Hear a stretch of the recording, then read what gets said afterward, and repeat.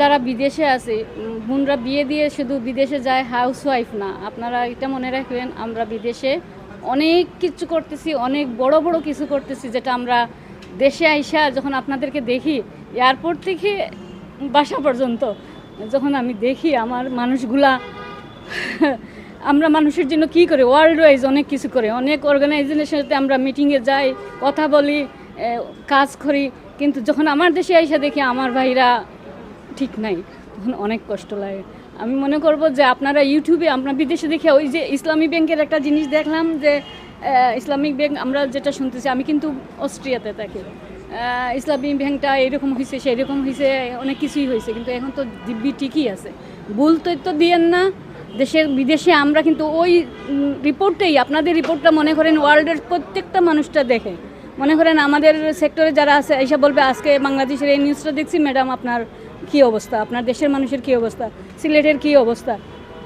তখন ভুল তথ্যগুলো আমাদেরকে অনেক লজ্জায় ফেলে দেয়, অনেক খারাপ লাগায়। আমাদের পজিশন থেকে ওরা আমাদেরকে মনে করে যে আমরা দেশের জন্য কিছু করতে পারি না। আসলেই আমরা পারি না, কারণ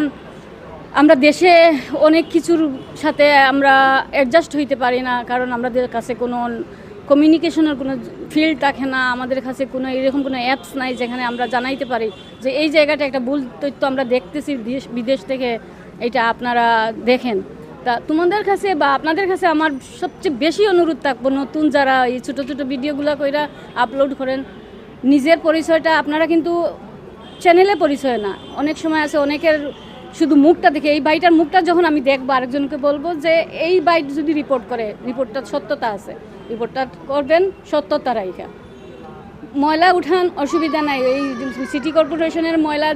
বিশ্বের মাঝে তুলে ধরেন, সেটা নিয়ে আমরা অন্য কিছু চিন্তা করি যে এইখান থেকে আমরা গ্যাস নিয়ে বা অন্য কিছু এনার্জি ফিল্ডে কোনো কাজে লাগাইতে পারি কিনা, কিন্তু ভুল তথ্য ভাইরা দিবা না। ওইটাই মনে রেখো ভাই বোন, আমরা বারা যারা আছি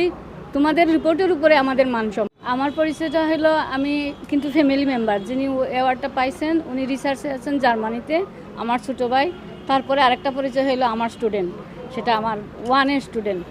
যার কারণে আমি অনেক খুশি এবং আসছি। আমরা